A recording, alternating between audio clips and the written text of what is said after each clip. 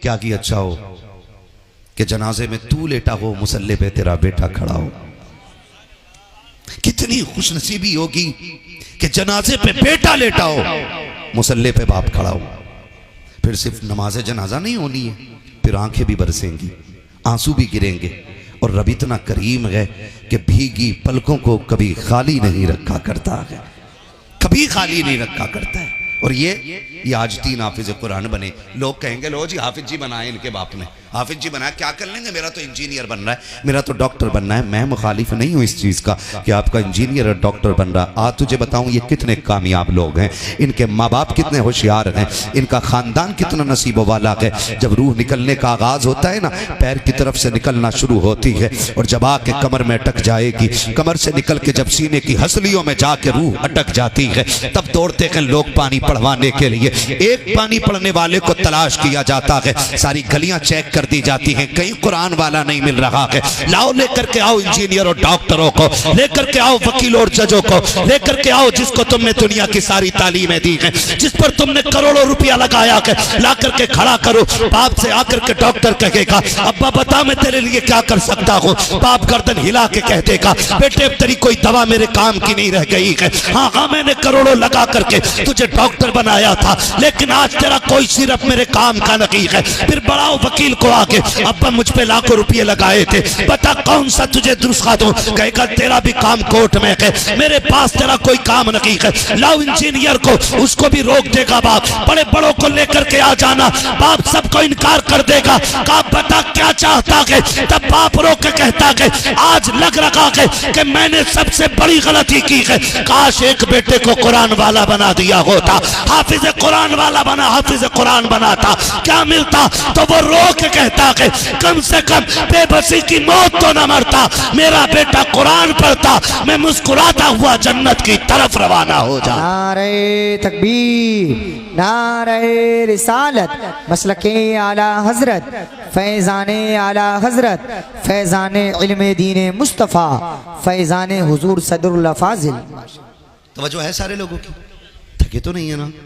दीन बड़ी मुश्किल से फैला है हम तक, दीन बड़ी मुश्किल से आया है हम तक। आज तो माफ़ कीजिएगा हम मुसलमान हैं, लेकिन वलीमे में ना बियर चल रही है। हम मुसलमान हैं, बर्थडे पे शराब चल रही है। हम मुसलमान हैं, हम अगर कागज़ कहीं पे अपने पास करा लेते हैं ना, तो यारों के साथ पार्टी में शराब चल रही है। जो बच गए थे नौजवान वो शराब में डूब गए, बाकी जो बचे थे जुए में बर्बाद हो गए। हम कौन है, कौन है हम? फख्र से कहो हम मुसलमान हैं, है ना। आपके जरिए भी उन लोगों तक बात पहुंचाना चाहता हूं जो शराब में डूबे, जो जुए में जाके बर्बाद हो गए। कभी इन चीजों की तरफ न जाना। कह रहा मौलवी साहब तुम्हें क्या पता है, ये तो एनर्जी ड्रिंक है, शराब थोड़ी है, इसे तो बियर कहते। सुन बेटे, जिसे तू पढ़ा रहा है ना, ये वो है जिसने तेरे कान में अजान पढ़ी है और तेरी कब्र पे भी अजान पड़ेगा।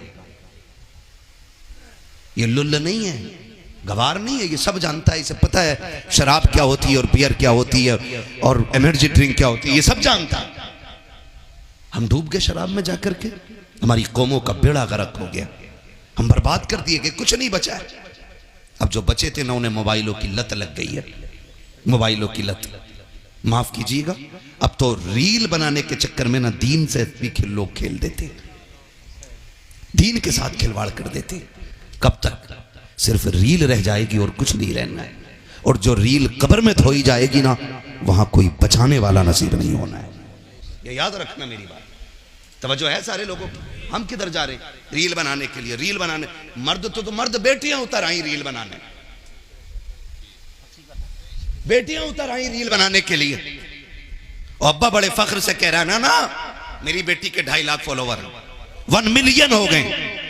मिलियन नहीं, ट्रिलियन भी हो जाए ना, तो तेरी औकात एक मिट्टी के ढेले बराबर नहीं है, कोई औकात नहीं है। हाँ, बुरा ना मानिएगा। अभी एक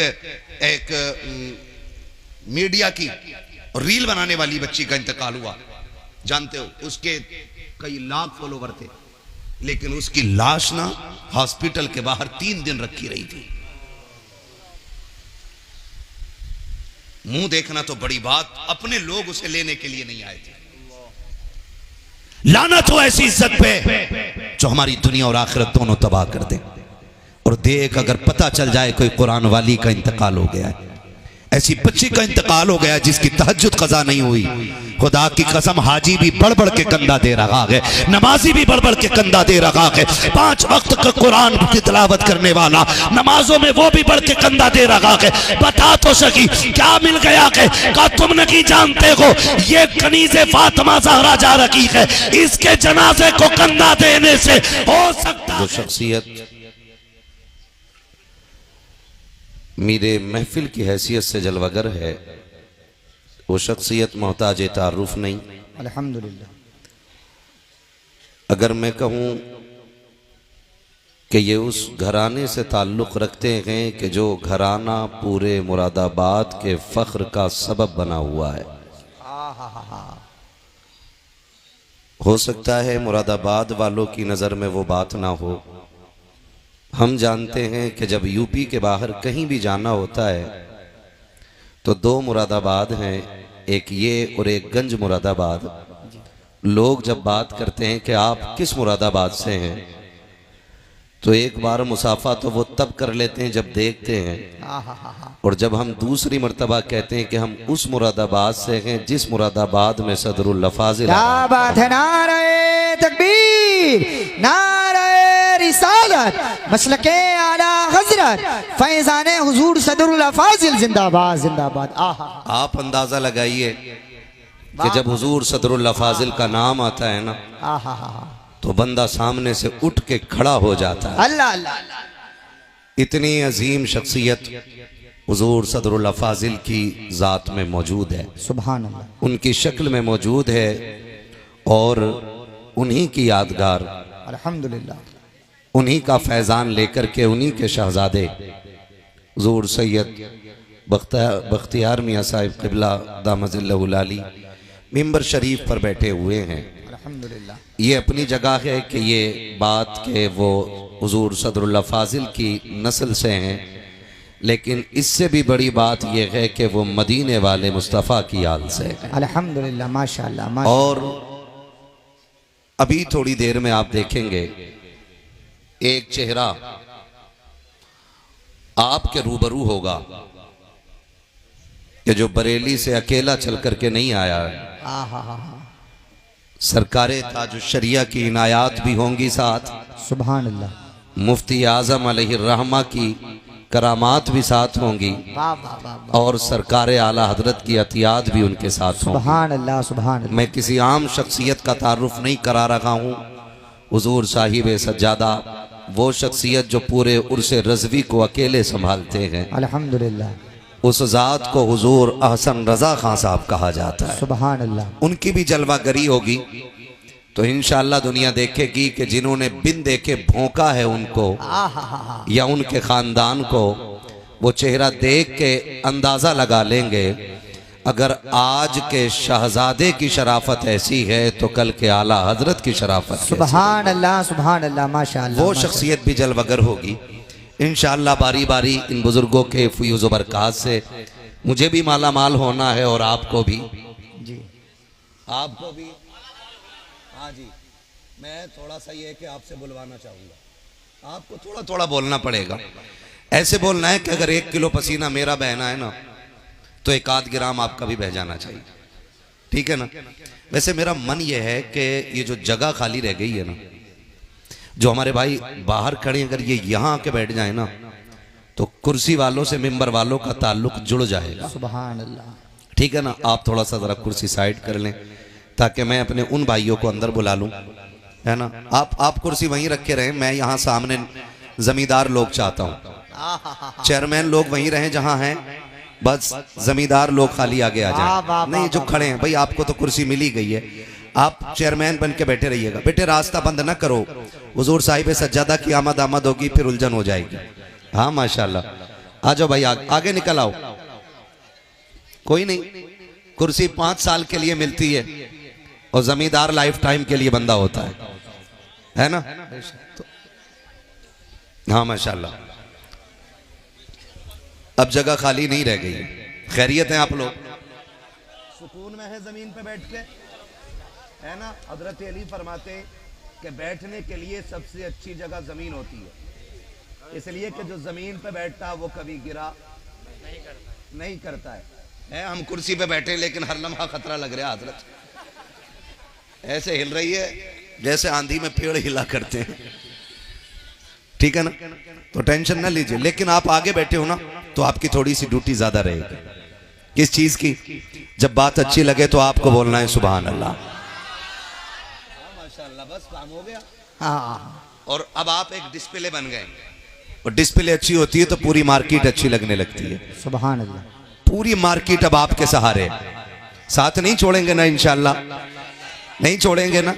अभी आपने नकीब अहले सुन्नत से इस खूबसूरती के अंदाज में सुना कि यकीनन जी कर रहा था कि ये सुनाते रहे, हम सुनते रहे, है ना? बहुत खूबसूरत लबो लहजे में खूबसूरत शायरी सुनाई और दिल के साथ भी पढ़ रहे थे। ये दिल के साथ भी पढ़ रहे थे, खाली लफ्ज़ी नहीं थी, उसमें कहीं ना कहीं दिल का दर्द भी था। खुदा करे कि वो दिन आए हम सब हुजूर के मदीने जाएं, आमीन कह दो। हाँ जी, हाँ बेटे कोई बात नहीं, आज टोपी नहीं आए ओढ़ के, लेकिन अगली बार टोपी ओढ़ के आइएगा। कोई नहीं ना, जल्दी में आ गए होगे, आइंदा तैयारी के साथ आएंगे इंशाअल्लाह। तो दुआ है अल्लाह ताला हम सबको हुजूर का मदीना दिखा दे, आमीन। उनसे पहले मद्दाह खैरुल अनाम शायर अहले सुन्नत जनाबे शान अरब मुरादाबादी, जो हमारे मुरादाबाद को पूरे हिंदुस्तान में मशहूर कर रहे हैं, उनसे कम वक्त में खूबसूरत नाते सुनी। अल्लाह ताला मजीद बरकतें और तरक्कियां अता फरमाए, आमीन। उनसे पहले आपने हुजूर सैयद साहब क़िबला से मुकम्मल मुदल्लल मुफस्सल बयान मुलाहिज़ा फरमाया। अल्हम्दुलिल्लाह। भाई इनकी बराबरी कौन कर सकता है? ये इतने बड़े लोग हैं, इतने बड़े लोग हैं कि कैसे आकाओं का बंदा हूँ, बोल बाले मेरी सरकारों। बेशक। तो हुजूर सैयद साहब क़िबला ने एक अच्छी गुफ्तगू फरमाई। उनसे पहले हमारे मुरादाबाद का एक बहुत खूबसूरत लहजा, जिनको आकिल रज़ा शिकमपुरी के नाम से जाना और पहचाना जाता है, वो शिकमपुरी भी हैं और मेरे रिश्तेदार भी हैं। सुभान अल्लाह। हाँ, उनसे भी बड़ी खूबसूरत आपने हुजूर की नाते सुनी। थोड़ी देर के लिए तर्जुमा बाद में कर दियो आप, थोड़ी देर के लिए मैं भी हाजिर खिदमत हूँ, बर्दाश्त करने की कोशिश कीजिएगा। मैं वादा करता हूँ आपसे कि कोई भी बात आप पे ज़बरदस्ती सुनवाने की कोशिश नहीं करूँगा। जितनी देर आप सुनने की कोशिश करेंगे, मेरी कोशिश रहेगी कि मैं उतनी देर बात कर लूँ, और उसके लिए मुझे अलग से कोई बैनर, पंपलेट, कोई तहरीर, कोई कागज़ देने की ज़रूरत नहीं पड़ेगी, क्योंकि हम पलटते नहीं बेजान किताबों के वरक, हम वो पढ़ते हैं जो चेहरों पे लिखा होता है। सुभान अल्लाह, सुभान अल्लाह। हमें मालूम है कि कब नमाज जनाजा पढ़ानी है और कब फजर की अजान देनी है। हमें वक्त के बारे में अच्छी तरह मालूम है। आपके इसी खूबसूरत इदारे से, दारुल उलूम फैजान नईमी से, आज 3 हाफिज कुरान फारिग हो रहे हैं। बोलो सुभान अल्लाह। और गालिबन यही 3 बच्चे हैं ना जी, है ना? क्या इन्हें देख के नहीं लग रहा है कि काश इस जमात में एक हमारा भी बेटा बैठा होता? दिल कर रहा है कि नहीं कि इस जगह पे एक हमारे घर का फर्द भी होना चाहिए था? इस जगह पे काश हमारे घर का भी एक चश्मो चराग होता। अगर ना भी कर रहा हो तो दुआएं मांगा करो अल्लाह से, अल्लाह नस्ल में एक कुरान का कारी पैदा फरमा देना। सुभान अल्लाह, आमीन। मैं तहे दिल से मुबारकबाद पेश करता हूं उन तमाम अहबाब को जिन्होंने इस इदारे का ताउन किया, अपने खून पसीने की कमाई इस इदारे में लगाई, तो इदारे ने भी महरूम नहीं रखा।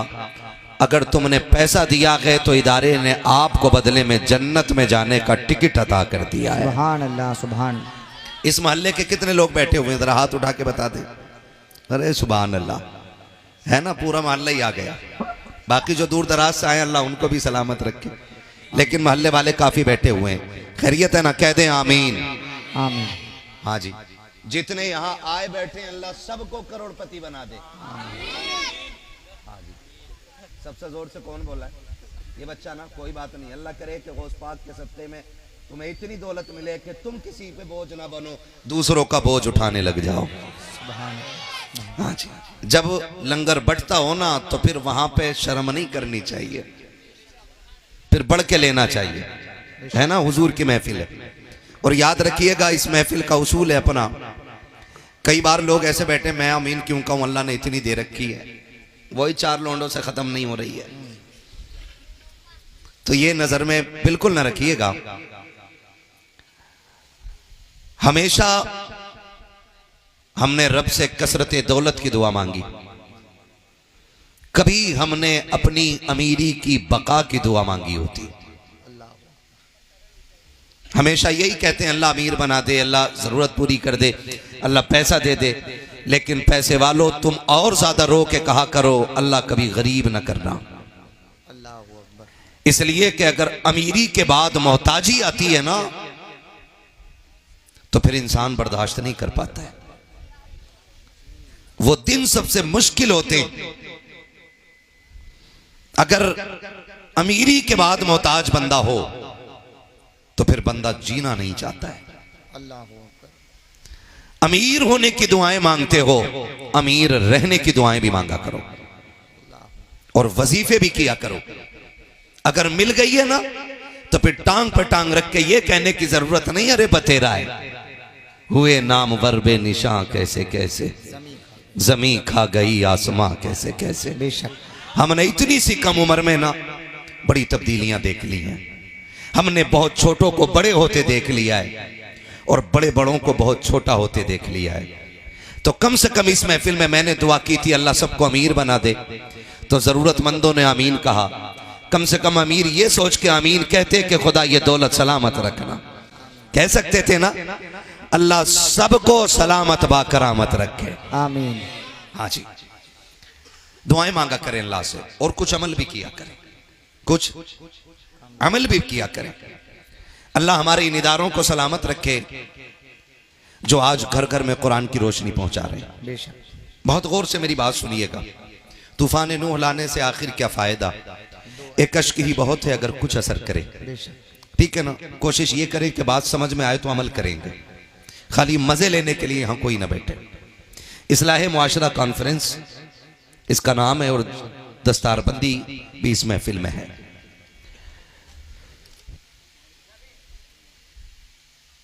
अल्लाह इन इदारों को चलाने वालों को लंबी उम्र दे जो खुलूस से इदारों की खिदमत करते हैं, क्योंकि इनके एहसानात हैं जो हमें आसानी से जनाजे पढ़ने वाले भी मिल जाते हैं और पढ़ाने वाले भी मिल जाते हैं। सच्चाई है, सच्चाई। वरना जिन इलाकों में इदारे नहीं हैं उन इलाकों में ईद के दिन फातिहा पढ़ने वाला मैसर नहीं होता है। अल्लाहु अकबर, अल्लाहु अकबर। कुर्बानी करने के लिए एक ही इमाम चक्कर काट रहा पूरे गांव में, जबकि ये वो काम है जो हर बंदे को आने चाहिए। आने चाहिए कि नहीं? लेकिन माफ कीजिएगा हम मौलवियों में गलती निकालने को तैयार रहते हैं।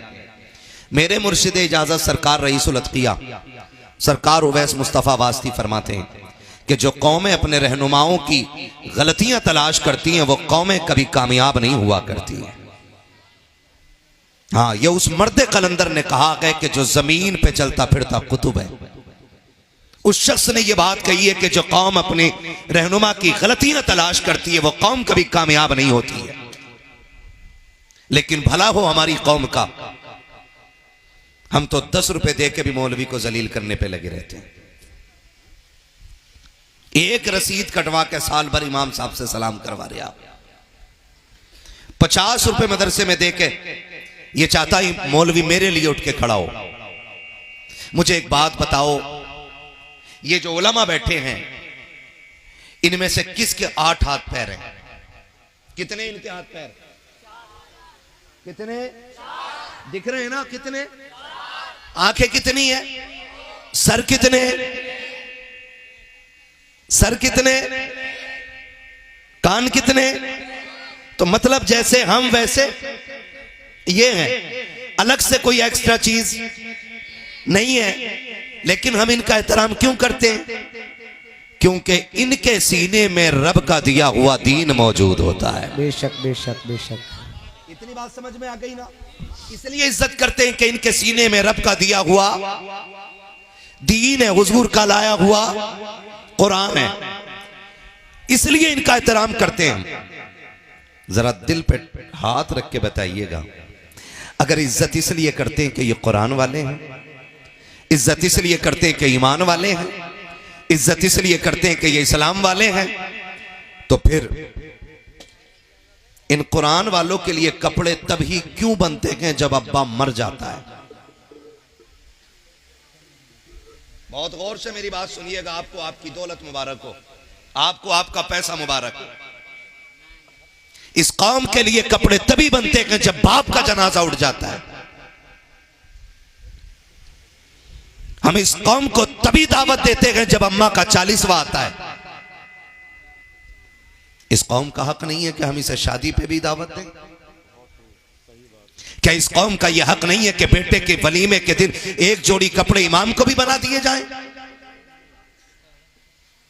शीशा, कंगा, तेल और एक जोड़ी कपड़ी पन्नी में रख के लेके आ रहा और कह रहा इमाम साहब ये लीजिए, आज अब्बा की बरसी थी, मैंने सोचा किस गरीब को कपड़े बना के दूं, मेरी नजर में तुमसे अच्छा कोई नहीं मिला है। हाथ जोड़ के कहता हूं तुम्हें खुदा का वास्ता है, अगर तुम ये कहते हो तुम्हें कुरान से प्यार है, तुम्हें इस्लाम से प्यार है, तुम्हें मुस्तफा से प्यार है, तो मैयत की दावत इन्हें खिलाओ या ना खिलाओ, वलीमे की दावतें खिलाया करो। इनको माँ की मैयत पे रोटी दो या ना दो, अपने बेटे के निकाह के मौके पे दावत दे दिया करो, इसलिए कि जिस जमीन पर कुरान वाले कदम रख देते हैं उस जमीन पे खुदा का करम उतरने लगता है। नारे तकबीर, नारे रिसालत, मसलके आला हजरत, फैजाने आला हजरत, जश्ने दस्तारबंदी, फैजाने इल्मे दीने मुस्तफा।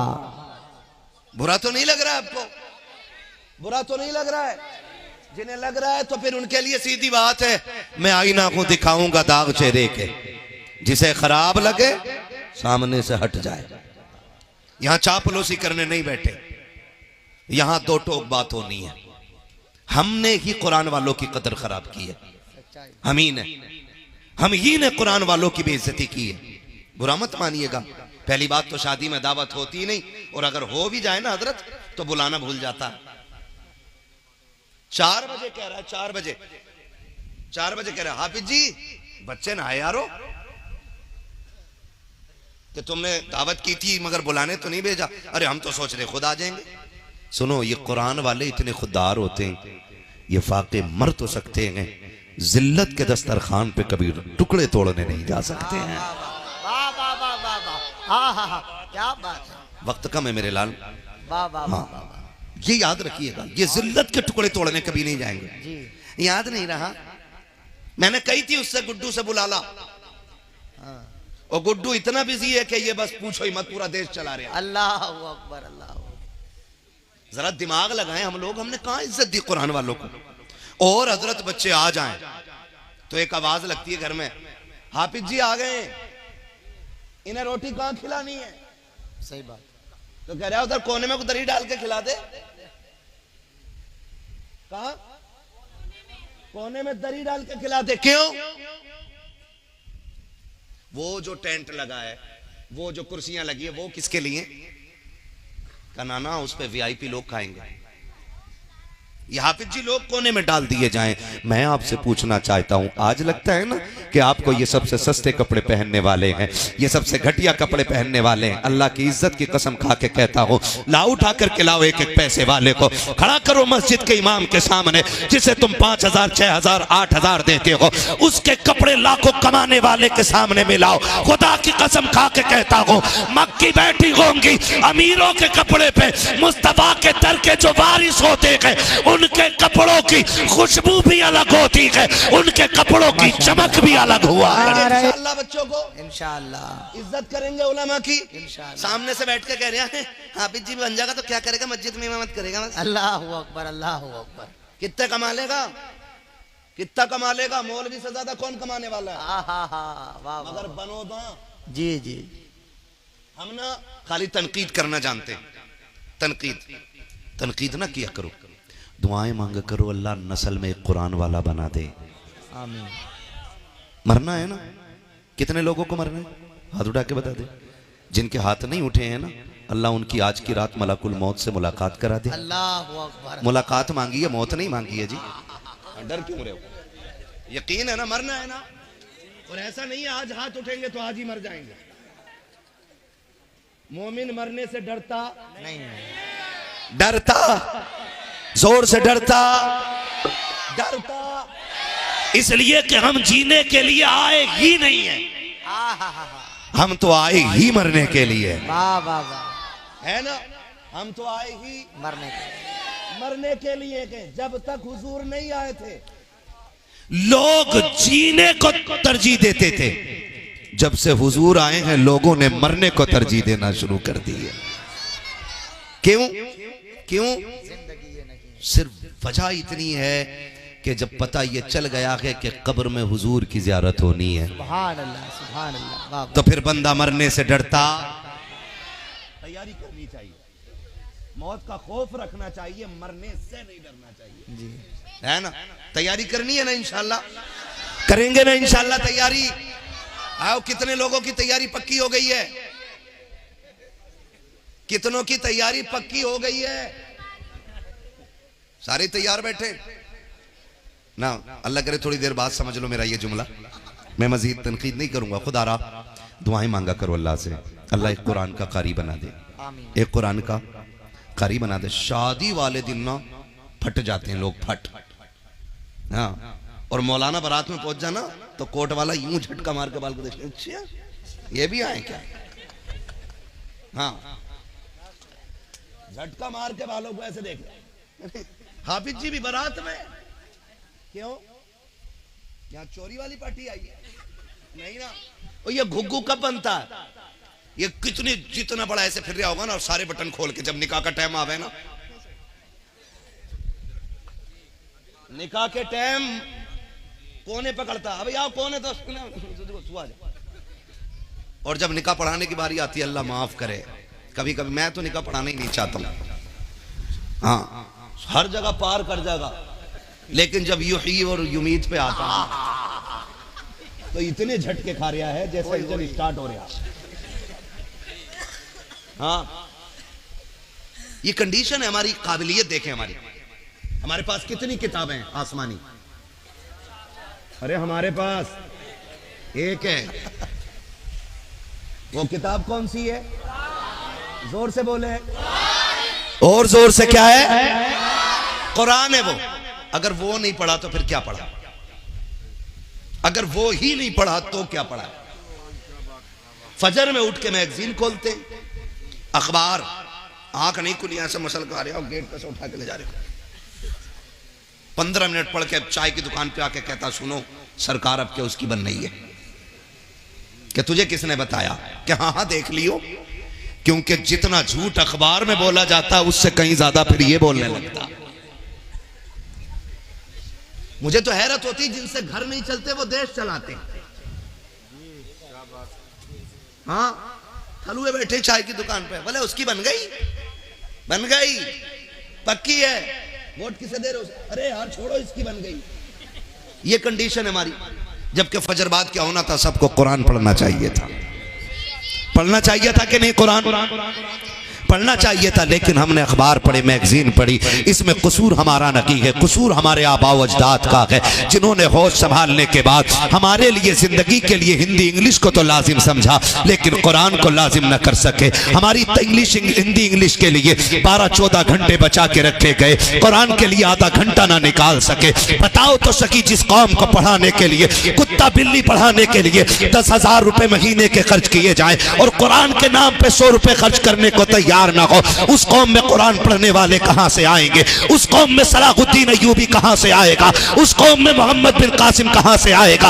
वो लोग कुरान कैसे पढ़ेंगे जिन्होंने पूरी जिंदगी कुरान खोल के न देखा होगा? और तुम्हें खुदा का वास्ता है, पढ़ो हिंदी इंग्लिश। हमारा इस्लाम पढ़ने से मना नहीं करता है। डॉक्टर बनो तुम्हारा हक है, इंजीनियर बनो तुम्हारा हक है, आप मिनिस्टर बनो तुम्हारा हक है, लेकिन इस सबसे पहले कुरान के कारी बन जाओ। ये तुम्हारे मुसलमान होने छोड़ने का तुम पे हक रखा। नारे तकबीर, नारे रिसालत, मसलके आला हजरत, फैजाने आला हजरत, फैजाने हुजूर गौसे आजम, जश्ने दस्तारबंदी, इस्लाह मुआशरा कॉन्फ्रेंस, अल्लामा मुफ्ती मोहम्मद हम्माद साहिब किबला। माशाअल्लाह माशाअल्लाह। कोर्स अगर किताबों का ना 15,000 का भी हो जाए तो खरीदेंगे, 20,000 का भी हो जाए तो खरीदेंगे। चल सुबह खड़ा हो मेरे साथ, मैं तुझे मस्जिद के दरवाजे पे लेके चलूं। ऐसे ऐसे बच्चे आते हैं कि उनके जो कायदे होते हैं ना, हर पन्ने पे टैप लगा होता है, बोसीदा होते हैं। हाँ सही बात। हर वर्क पे टैप लगा है। हम 10,000 15,000 हिंदी इंग्लिश पढ़ाने वाले और पढ़ने वाले बच्चों पे लगा देते हैं, हमसे 50 रुपए कुरान वालों पे खर्च नहीं होते। अल्लाहु अकबर, अल्लाहु अकबर। हम कहाँ खड़े हैं यार, कहाँ खड़े हैं? माफ कीजिएगा, कहीं तीजे में चले जाओ ना तो हुक्म यह है कि इतनी जोर से पढ़े कि अपनी कानों में आवाज आए। आहिस्ता पढ़ना चाहिए, लेकिन पता ही नहीं चल रहा क्या पढ़ रहा, और ऐसे पढ़ने लौट रहा, धड़ा पढ़ने लौट रहा। वजह क्या? सवाब नहीं। इसे पता है कि चने पढ़ने वालों को 1 मुट्ठी चने मिलते हैं और पारे पढ़ने वाले को 2 मुट्ठी चने मिलते हैं। ये कंडीशन है हमारी। क्या है ये कंडीशन है हमारी? चनों के लालच में पन्ने लौट रहे हैं हम बैठ के। मरने वाला कहता कि तुम 3 तीजे भी कर लोगे ना तो मुझ पे लठ बराबर फिरना है, क्योंकि जितने आए 99% गलत पढ़ रहे हैं। और ये जिम्मेदार लोग बैठे, मैं पूरी जिम्मेदारी के साथ कह रहा हूं, गलत कुरान पढ़ने वाले पे कुरान खुद लानत भेजा करता है। बैठे तो सवाब की नीयत से थे और अजाब लेके उठ रहे हैं। नौजवानों आदत डालो कुरान पढ़ने की। आपकी बस्ती में, आपके मोहल्ले में जो आलिम हो, हाफिज हो, कारी हो, आप उनसे कहो कि मेहरबानी करके थोड़ा सा वक्त हमें दो, हम उस कुरान को पढ़ना चाहते हैं जो कुरान महबूब के सीने पे नाजिल किया गया है, सुभान। और वैसे पढ़ना चाहते हैं जैसे पढ़ के जिब्रील ने हुजूर को सुनाया है, सुभान। है ना? करेंगे कोशिश, ये करके देखो। और कुरान अपना वजीफा बनाओ।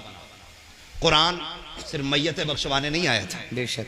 कुरान सिर्फ भूत उतारने नहीं आया, कुरान हमें ज़ाब्ता हयात देने के लिए आया, बेशक बेशक, जीने का सलीका देने के लिए आया। और आज वही नहीं है। अब्बा मेरा और मैं जाता हूं मदरसे मांग के 3 बच्चे दे दो कब्र पे बैठाने। क्यों? ये कुरान पढ़वाना 3 दिन लगातार, बुरा मत मानिएगा, 3 दिन कब्र पे बैठा के कुरान पढ़वा रहे हो आप।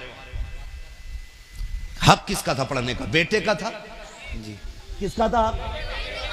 क्यों था बेटे का? क्योंकि वारिस ही है, नाई भी है और उसकी जायदाद का हकदार। ये तो कुरान किसको पढ़ना चाहिए था? बोलो किसको पढ़ना चाहिए था? आगे मैंने बंदे बैठा लिए तो पीछे वाले ये न सोचे छूट जाओगे आप। किसको पढ़ना चाहिए था? और पढ़वाने के लिए जा रहे मस्जिद में कि बच्चे दे दो कुरान पढ़ने के लिए।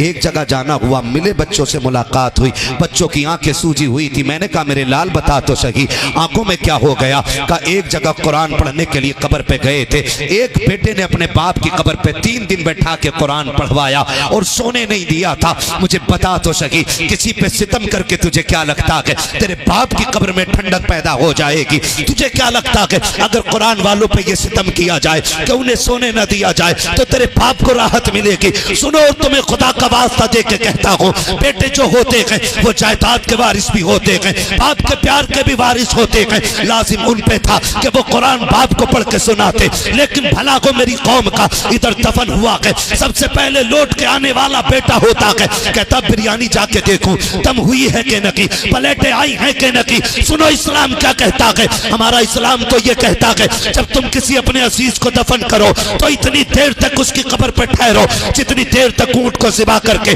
उसकी खाल उतारी जाए, बोटियां बना करके उसे 7 जगह तकसीम किया जाए, इतनी देर तक कब्र पे बैठना चाहिए। आए क्या होगा हमारा? हमने इन बेटों को दीन नहीं दिया, ये तो बिरयानी की तरफ दौड़ गए, ये तो खाने की तरफ दौड़ गए। क्या किया अच्छा होता हमने बेटे को कुरान दिया होता, हुजूर का दीन दिया होता। अगर हम कब्र में होते, दुनिया छोड़ के आती, तो ये बेटे कब्र पे खड़े होते और कहते अब्बा दुख ना करना, दुनिया जा सकती है लेकिन तूने मुझे कुरान पढ़ाया है। सुन, आज मैं कुरान सुनाने के लिए तैयार हूं, तो कुरान सुनने के लिए तैयार हो।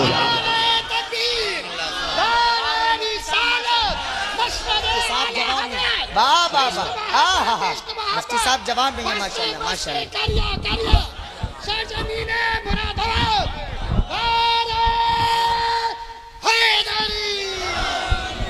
तवज्जो है सारे लोगों की। पढ़ाएं अपने बच्चों को, हाफिज बना लें। दुनिया बड़ी बेवफा है, ये दुनिया बड़ी बेवफा है। बड़ी बेवफा है। कितनी बेवफा है। आप मरोगे ना, आप मरोगे और आप 8 बेटे छोड़ोगे, 10 बेटे छोड़ोगे और वो करोड़ों के मालिक होंगे, तो तुम्हारे जनाजे पे डालने के लिए नई चादर नहीं लाएंगे। वही चादर मस्जिद से उठ के आती है जो हजारों लाखों लोगों के जनाजे पे पड़ चुकी होती है। अल्लाहु अकबर, अल्लाहु अकबर। गलत कह रहा हूं मैं? जाके देखो मस्जिदों में वही चादर आती है। हम जिन बेटों के लिए हलाल हराम सारा जमा कर रहे हैं, अल्लाह, वो एक नई चादर अपने बाप को नहीं दे सकते। नहीं दे सकते एक चादर। कम से कम इतने तो अक्लमंद बन जाओ। लोग बात करते हैं जी बड़ा आदमी था, प्लॉट छोड़ के गया, जमीनें छोड़ के गया, फैक्ट्री छोड़ के गया। तो मैं कहता हूं कामयाब वो नहीं है जो अपने पीछे करोड़ों की जायदाद छोड़ जाए। कामयाब वो होता है जो अपने पीछे कुरान पढ़ने वाले छोड़ जाया करता है। वो सबसे ज्यादा कामयाब होता है जो अपने पीछे कुरान पढ़ने वाले छोड़ जाता है। वरना आप देखना कब्रों पे, आप देखना तुम्हारे जनाजे में आने वाले लोग को नहीं मार के कहते हैं आलू कितना हुआ था, धान क्या कुंटल बीघे का निकल रहा है। हमारे जनाजों पे खड़े होने वालों को यह भी एहसास नहीं होगा कि हम खड़े किस जगह पर हैं। कम से कम ऐसी औलाद छोड़ दो कि जब दुनिया मिट्टी डाल के लौट आए ना तो वो कब्र पे बैठ जाए। और मैं एक बात कहता हूं, जरूरी नहीं है कि मौत बुढ़ापे में आए। सच्चाई। जरूरी है ये मौत बुढ़ापे में आए? मौत कभी भी आ सकती है। और अब तो जवान जा रहे हैं, है ना। हार्ट अटैक का उसूल था कि हार्ट अटैक 40 के बाद होगा, लेकिन अब तो 16 साल के बच्चों को हार्ट अटैक हो रहा है ना। मौत कभी भी आ सकती है, मौत कभी भी आ सकती है। तो एक काम किया करो ना, जो हमारे घर के सबसे छोटे बच्चे हो ना, हम अक्सर घरों में जाते तो लोग कहते हैं हजरत मेरे बच्चे की ABCD सुन लो, बेटे जरा पोयम सुना दो। वो हमें पोयम सुनाता है, ABCD सुनाता है, ठीक है, अच्छी बात है, तालीम हासिल कर रहा है। मैं कहता हूं अपने बच्चों को कुरान की छोटी छोटी सूरतें याद कराओ और अपने घर वालों से कह दो मेरा इंतकाल हो जाए ना तो मेरे जनाजे में सारे लोग आएंगे। मेहरबानी करना, मेरा सबसे छोटा बेटा है ना, इसे मेरे जनाजे के साथ जरूर भेजना और कहना कि इस मेरे बच्चे से कह देना कि मेरी कब्र पे खड़े होकर हाथ उठा दे। तुम नहीं जानते हो मेरे हिस्से में भी गुनाह है, आपके हिस्से में भी गुनाह है। हम गुनाह कर बैठे हैं और शरीयत के हक में हम मुजरिम हो गए हैं। लेकिन छोटा बच्चा जो जाता है ना और वो नन्हे हाथ उठा के कहता बिस्मिल्लाहिर्रहमानिर्रहीम, अल्लाह की कसम पीर की तो टाली जा सकती है, लेकिन कब्र पे खड़े छोटे बच्चे के उठे हाथ कभी खाली नहीं लौटाए जा सकते। सुभान। अपने बच्चों को कुरान सिखाओ और इनसे कहो हमारे जनाजे में तुम्हें आना है, हमारे दफन में तुम्हें आना है, हमारी मिट्टी पे खड़े होना है तुम्हें। अपने बच्चों को बताया करो कि अगर हम मर जाए ना, बेटे तैयार हो जाओ ना स्कूल के लिए। इधर अगर नाश्ते में देरी हो ना तो सुनो, तुम्हारा नाश्ता मक्खन पराठे से होगा, मेरा नाश्ता कुरान की 2 आयतों से हो जाएगा। 2 मिनट के लिए मेरी कब्र पे आना, सूरह इखलास सुना के चले जाना, सूरह कौसर सुना के चले जाना, कुछ ना हो तो मेरे आका पे दुरूद पढ़ के सुना के चले जाना। तुम मक्खन पराठे खाओगे तो तुम्हारी सेहत अच्छी हो जाएगी, तुम मुझे कुरान पढ़ के सुनाओगे, मेरी कब्र अच्छी बना दी जाएगी। ये इतनी बड़ी चीज है कुरान की दौलत। और हमने क्या, अरे बुला लेंगे किसी को भी, आ जाएगा कोई भी नमाज जनाजा पढ़ाने के लिए। हाँ मिल जाते हैं जनाजा पढ़ाने वाले, मुझे बुला लेना, मैं भी कहूंगा हाँ भाई हाजी इरशाद साहब ने और हमारे मौलाना शाह आलम साहब ने इन्होंने जलसे में बुलाया था, बड़े अच्छे लोग थे, चलो इनके यहाँ किसी का इंतकाल है, जनाजा पढ़ लें। हम आए, हाथ बांधा, अल्लाहु अकबर, नियत करी, चले गए पढ़ा के, ठीक है ना। मुझे सच्ची बता, तेरे मरने का एहसास मेरे सीने में उतना ही होगा कि जितना तेरे बाप या तेरे बेटे के सीने में होगा? हो सकता है उतना नहीं ना, क्योंकि जमीन उतनी ही गर्म होती है जितनी पे आग जलती है, उतनी जमीन गर्म होती है।